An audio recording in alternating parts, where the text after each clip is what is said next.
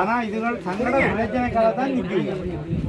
இதுகளால பிரச்சனை வராது. ஆனா இந்த பாதை நாளைக்கு பிறகு நாங்களே சொல்லிடுவோம்.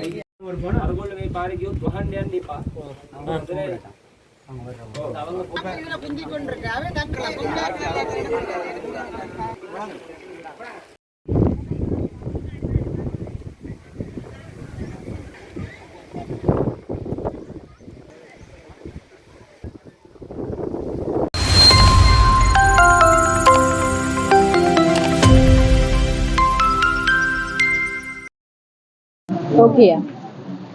எனது பேர் சந்தியா. நாங்கள் நேற்று 1 மணியிலிருந்து இந்த அவலோன் என்ன சொல்ல கடல் தொழிலுக்கு போக விடாமல் இடையூறு பண்ணி இதில் வேலி அமைச்சதால் நாங்கள் அதில் இருந்து வந்து 1 மணியிலிருந்து இன்றைக்கு காலம்புறையிலிருந்து இங்கே வந்து நிற்கிறோம். இது வரைக்கும் எந்த அதிகாரிகளும் வந்து இது சம்பந்தமான எந்த நடவடிக்கையும் எடுக்கல. STFல இருந்து போலீஸில் இருந்து வார எல்லா அமைப்பும் எங்களை இதில் நிற்க வேணாம்னு சொல்லிட்டு அவலோனுக்கு போய் அங்கே சார்பாக தான் கதைக்கிறாங்களே தவிர எங்களோட வாழ்வாதாரம் இதில் பாதிக்கப்பட்டிருக்கேன் எந்த ஒரு அமைப்புமே கதைக்கல. அதனால நாங்கள் எல்லா இடங்கள்லையும் போய் நீதிமன்றத்திலிருந்து சகல இடங்கள்லையும் போய் எல்லா கோரிக்கையிலும் வச்சு யாரும் எங்களுக்கு இதுக்கு முன் வந்து உங்களோட வாழ்வாதாரம் இதால் பாதிக்கப்படுதுன்னு சொல்லி யாரும் இதுக்கு முன் வந்து எந்த விதமான 5 வருஷ கால போதியா இந்த பிரச்சனை நடக்குது. ஒரு தரம் முன்வரையில. இப்போ நாங்கள் அடுத்த கட்டமாக இந்த ஆர்ப்பாட்டத்தை செய்கிறது என்னென்னா இதுக்குரிய அவ்வளோ அமைப்புகள் என்ன இல்லை ஆறா இருந்தாலும் இல்லை கடத்துல அமைச்சர் ஆரண்டாலும் வந்து எங்களுக்கு இந்த வாழ்வாதாரம் இந்த கடலை நோக்கி தான் இருக்குதுன்றதையும் எங்களுக்கு இதை விட்டால் வேற ஒன்றும் இல்லை. ஒன்று ஆர்ப்பாட்டம் வச்சு எங்களுக்கு இந்த காணிக்குரிய இது கிடைக்கணும், துறை கிடைக்கணும். அப்படி இல்லையா அவள் 6ல் கூட 6ல் சரின்ற மாதிரி சட்டப்படி என்ன நடக்கணுமோ அதை செய்து எங்களுக்கு தருமன்றதை நாங்கள் எல்லா ஊடகங்களுக்கும் தெரியப்படுத்துறது மட்டும் இல்லாமல் இதால் என்னென்னு சொல்கிறது அவையோட இடையூறை நிறுத்தி எங்களுக்கு சுதந்திரமாக தொழில் செய்வதற்கு அனுமதி தர சொல்லி நாங்கள் எல்லாரிடையும் கோரிக்கை வைக்கிறோம். அனைவருக்கும் வணக்கம். நான் கோணேஸ்வரன் குளோரியா. என்ன பிரச்சனைன்னு சொன்னால் எங்களுக்கு இந்த துறை தான் பிரச்சனை. நாங்கள் இதில் எங்களோட வாழ்வாதாரம் ஃபுல்லாக இதில் தான் இருக்குது. இவ்வளோ நாளும் எங்களுக்கு எந்த ஒரு தீர்வும் கிடைக்கல. இப்பயும் நாங்கள் நேற்றில் இருந்து வேலி அடைச்சதுலேருந்து நாங்கள் பிரச்சனை எடுத்துக்கொண்டிருக்கிறோம். எங்களுக்கு எந்த ஒரு அரசாங்க அமைப்புகளோ இல்லை போலீஸ் அதிகாரிகளோ எவையுமே வந்து எங்களுக்கு ஒரு தீர்வு தர இல்லை. அதுக்கு தீர்வு எடுத்து தரணும்னு தான் உங்கள்கிட்ட நாங்கள் கேட்டுக்கொள்கிறோம். நன்றி.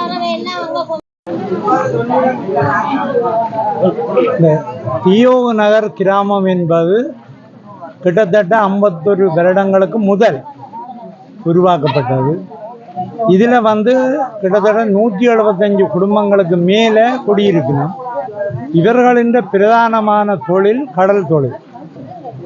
அதில் வந்து இவ்வளவு காலமாக தியோகநகர் கிராமத்துக்கு கண்டு இருக்கிற இறங்குதுறையை இப்போ ஒரு 5 வருடத்துக்குள்ள வந்த ஒரு தனியார் நிறுவனமானது அந்த இறங்குதுறையை கைப்பற்ற அளவுக்கும் மற்றது இந்த மீனவர்களை தங்களோட வாழ்வாதாரத்துக்கு உழைக்காண்டு போகிற மீனவர்களை அந்த இடத்துக்கு இறங்குதுறைக்கு போகாமல் தொழில் செய்ய விடாமல் மறைக்கிறதுமான வேலை தான் நேற்று நடைபெற்றது.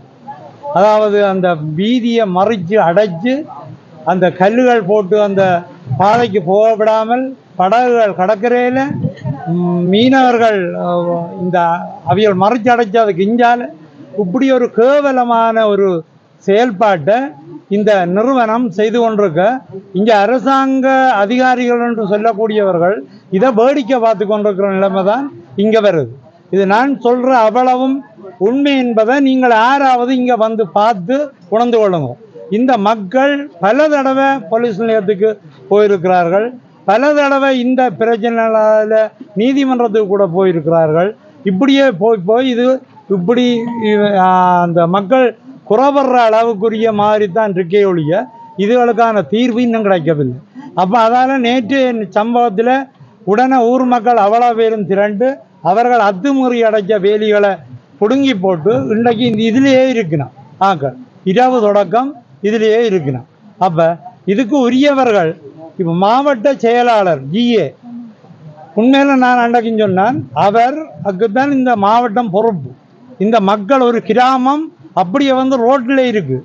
இந்த கிராமத்து மக்களுக்குரிய பிரச்சனையை தீர்த்து வைக்க வேண்டும் என்று எண்ணம் அவருக்கு இல்லையா? பிரதேச செயலாளர் கரவரப்பற்றி அவருக்கு இல்லையா? ஏனென்றால் இந்த மக்களுக்குரிய இறங்கு துறையெல்லாம் இந்த கிராமத்துக்கு இல்லை என்று யாரும் மறைக்கப்படுகிறார். இறங்கு துறை என்றது 51 வருடங்களுக்கு மேலாக இந்த இடத்துல இருக்கு. இந்த மக்களுடைய பிரதான தொழிலே கடல் தொழில் தான். இது நான் ஏற்கனவே சொன்னது. இப்படி இருக்க இவர்களுடைய அந்த நிறுவனத்தினுடைய செயல்பாடு மிக மோசமாக இருப்பதால் தான் இந்த மக்கள் இப்படி இருக்கணும். இதற்கான தீர்வை சகலரும் வந்து ஒரு கிராமத்தை காப்பாற்றுங்கோ என்று தான் நான் வேண்டுகோள் விடுக்கிறோம். நான் இந்த பகுதிகளில் மக்கள் பிரதிநிதிகள வகையால் நான் இந்த கோரிக்கையை விடுக்கிறேன். இந்த கிராமத்தை காப்பாற்றுங்கோ, இல்லாட்டிக்கு அதுகளெல்லாம் சொல்லுவார்கள் தங்களை அப்படி இல்லாட்டி செத்து போகிறோம் என்று சொல்லுவது. இப்போ இப்படி ஒரு நிலைமை, கேவலமான நிலைமைக்கு ஆளாக்க வேண்டாம் என்று தான் நாங்கள் கேட்டுக்கொள்வோம். சிலாவத்திற்கு தியோனர் இது இந்த துறை சம்பந்தமான பிரச்சனை. நாங்கள் இப்போ எனக்கு வயது 48 வயதாகிட்டு. எங்களோட அப்பா நான் பிறந்ததே இங்கே தான். அப்போ எங்களோட அப்பாக்கள் இந்த இடத்துல தொழில் செஞ்சு அவையில் எங்களுக்கு அதிலிருந்து உழைச்சி சோறு போட்டு நாங்கள் அதிலிருந்து வளர்ந்துனாங்க. அப்போ அதிலிருந்து வளர்ந்து நாங்கள் இப்போ இந்த இடத்துல போய் ஒரு தொழில் செய்கிறதுக்காக நாங்கள் இப்போ ஒரு 25 போட் எடுத்து வச்சுருக்கோம். எல்லோரும் எடுத்து அதில் தொழில் செய்ய எங்களுக்கு ஒரு தனியார் நிறுவனம் இப்போ ஒரு 5 வருஷம் அவையில் இங்கே அந்த நிறுவனம் என்னென்னு கேட்டால் அவையில் ஒரு வந்த வரத்தில் சொன்னோம், இந்த கிராமத்தில் இருக்கிற மக்கள் எல்லாத்தையும் நான் நல்ல நிலையை கொண்டுருவேன், ஒரு நல்ல அவையில் ஒரு உச்சத்தை கொண்டு போவேன் என்று எங்களை எல்லாத்தையும் காட்டி இப்படி இந்த இடத்த எடுத்துட்டு ஃபாதருக்குன்னு சொன்னது என்னென்னு கேட்டால் இந்த கிராமம் சரியான கஷ்டத்தில் இருக்குது, இந்த கிராமத்தை நான் ஒரு நல்ல நிலையை கொண்டுருவேன், நல்ல நிலையில் இந்த பிள்ளைகள் எல்லாம் படிப்பிப்பேன், எல்லாம் இந்த செலவில் நான் செய்வேன், இவர்களுக்குரிய சகல உதவியும் செஞ்சு கொடுப்பேன்னு சொல்லி எங்களுக்கு அப்போ தெரியலை. நாங்களும் சரி ஒரு நிறுவனம் எங்களோட ஊருக்குள்ளே எங்களோட கிராமத்தில் இருக்குது, அப்போ எங்களுக்கு ஒரு நல்லது, எங்களோட பிள்ளைகளும் இதில் வாழ்ந்துடும், சரி நாங்களும் இதில் நல்ல ஒரு நிலைக்கு வந்துடுவோம் என்று சொல்லி நாங்களும் அப்போ அந்த நேரத்தில் இதை ஐந்தனமாக விட்டுட்டேன்.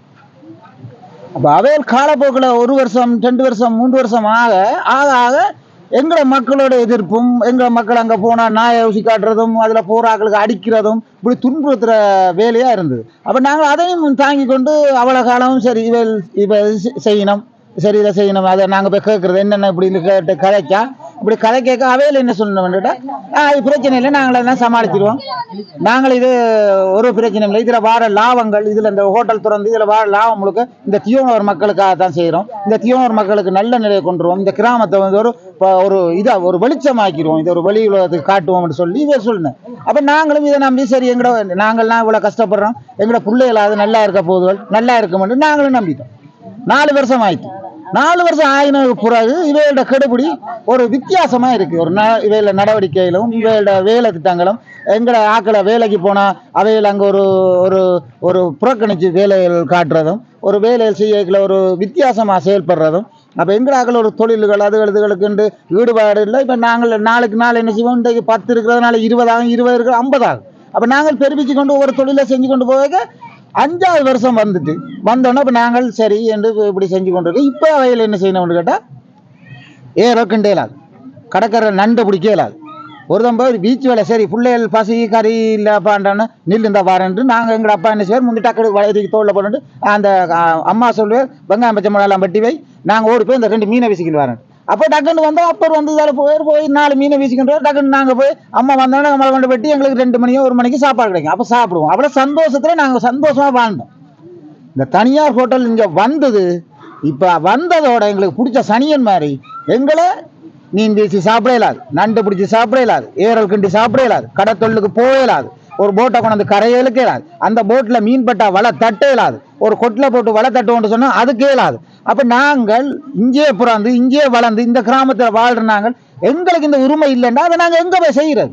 இதை விட்டுட்டு இன்னொரு இடத்துல போய் செய்யலுமா? அப்படி எங்கட போட்டை கொண்ட இன்னொரு கிராமத்தில் விட்டுட்டு அதில் இழுத்து அவங்கள தடி தண்டெல்லாம் பிடுங்கி அதில் ஒரு கொட்டில் போட்டு வலை தட்டி வாழணுமெண்டா எங்களுக்கு இந்த ஊர் தேவை இல்லையே. எங்களை இந்த ஊரை விட்டு கலைங்க எல்லாத்தையும் எங்களுக்கு கொண்டு போனா என்று கேட்டால் இதுக்கு பிறகு நாங்கள் இதில் இருந்து இவையில இருந்து பிச்சை எடுத்து தான் நாங்கள் சாப்பிடணும்னா எங்களுக்கு இந்த ஊர் தேவை. இவையில் எதை கேட்டாலும் தங்கள்கிட்ட வாங்கோ, தங்கள்கிட்ட வந்து கதைங்கோ, தங்களோட வந்து நல்ல முறையில் வாங்கோ, நீங்கள் வார முறையில் வந்து தங்கள் சொல்ற கதையை கேட்டு தங்களுக்குரிய இதை கேளுங்க, நாங்கள் உங்களுக்கு செஞ்சு தரோம். அப்போ நாங்கள் என்ன செய்யறோம், ஓ சரி எங்களோட ஊரில் இருக்க ஒரு நிறுவனம் சரி நல்லதை கேட்குறாங்க, நாங்கள் உடனே அங்கே போகிறோம். அங்கே போனோம்னா கேட்டில் எங்களை வச்சு ஒரு நாய்களுக்கு மதிக்கிற மாதிரி கேட்டில் விட்டுட்டு எங்களை கலைச்சி விட்றாங்க. என்னட்டு கேட்க சொல்றாங்க, நாங்கள் கூப்பிட்ட டைமுக்கு வரையில 9 மணின்னா 9 மணிக்கு அங்கே நிற்கணும். அப்படி 5 நிமிஷம் பிந்தினா உங்களை உள்ள இருக்க மாட்டேன், நீங்கள் அந்த அதுக்கு தகுதி இல்லாதாக்கள்னு சொல்லணும்.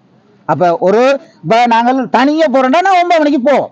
ஒரு 10 பேரை சேர்த்து கொண்டு போவைக்க அந்த இடத்துக்கு போவைக்க 9 மணிக்கு போயிடுமோ ஒரு 5 நிமிஷம் பிந்தும். ஒரு ஆள் ஒரு வேலைக்கு போயிருக்கும், ஒரு ஆள் மீனை விற்கிறதுக்கு போயிருக்கும். அப்போ எல்லாத்தையும் நாங்கள் திரண்டு ஒரு 10 மணி என்றால் ஒரு 5 நிமிஷம் பிந்துறது வளமை. அப்படி போகிற நேரத்தில் அவையில் என்ன செய்யணும், எங்களை கழிச்சு விடணும். அப்போ சரி அதையும் போய் கழிச்சிட்டு அன்றைக்கு இப்போ ஒரு மாதத்துக்கு மேலே சொன்னோம், இதே ஒரு 4-5 பேர் தான் நீங்கள் சும்மா சொல்லி கொண்டிருக்கீங்க, நாங்கள் நினைச்ச மாட்டோம் உங்களோட போட்டெல்லாம் கொண்டு போய் அங்கே கோட்ஸில் போட்டுட்டு உங்களெல்லாம் களைச்சி கொண்டு போய் எங்கேயும் விட்டுருவோம். இதெல்லாம் எங்களுக்கு ஒரு சின்ன வேலை, பொலிசில் இருந்து எல்லாம் எங்கடாக்கள் நாங்கள் சொன்னால் அதை செய்யணும் என்று சொல்லணும். அப்போ நாங்கள் எங்கே போகிறது, நாங்கள் கச்சேரிக்கு போனோம், இந்த ஏஜ் வந்து இங்கே அதுக்கு போனோம், பாவட்ட யாழ்ப்பாணத்துக்கு போனோம்.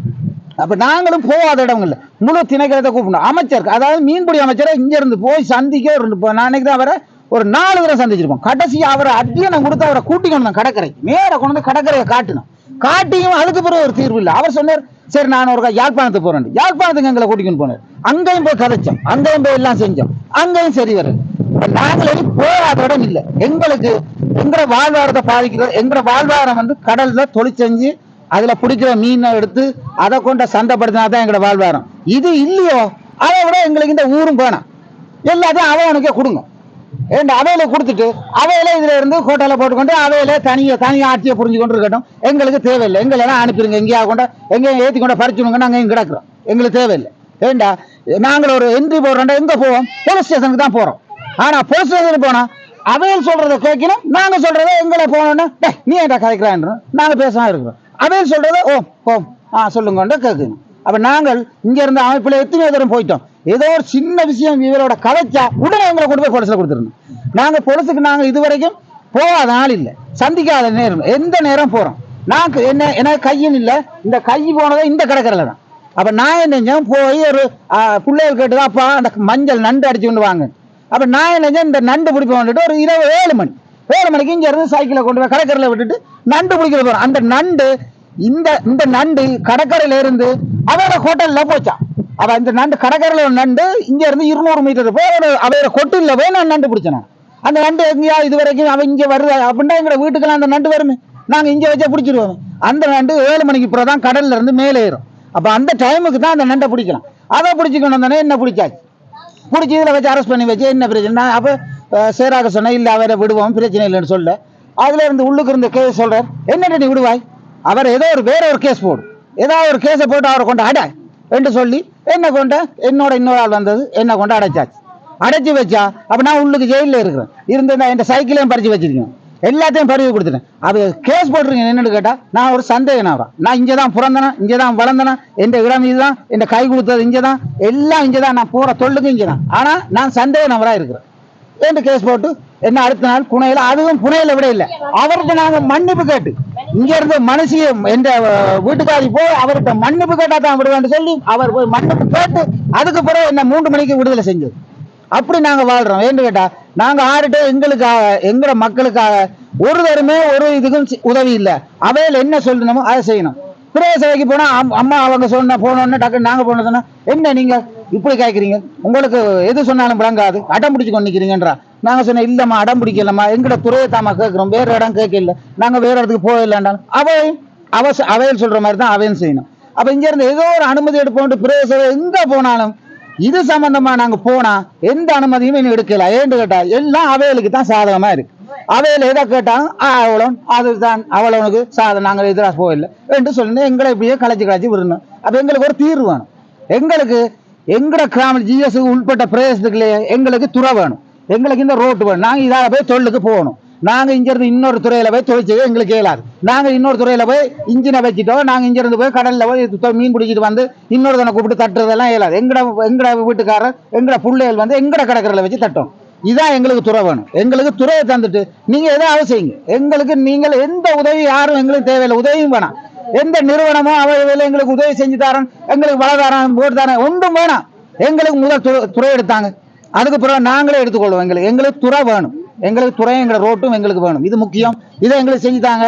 நீங்க எங்க போய் என்னதை கேட்கணுமோ நாங்க அவ்வளவு செஞ்சு தரோம். உங்களுக்கு என்ன வேணுமோ அவ்வளோத்தையும் தரோம். ஆனா எங்களுக்கு துறை வேணும். எங்களை பிள்ளைகள் தொழில் செய்யறதுக்கோ நாங்கள் சாப்பிட்றதுக்கோ எங்களுக்கு துறை வேணும். என்னால கைக்கல என்று கேட்டா இது எங்களுக்கு ஒரு இதா கிடக்கு. நாங்க எங்கேயும் போறதெல்லாம் போயிட்டோம், இது ஏழாது, இதுதான் கடைசி. இந்த இதோட எங்களுக்கு துறை வரணும். அப்படி இல்லையோ நாங்க அவ்வளவு பேர் சாகணும்.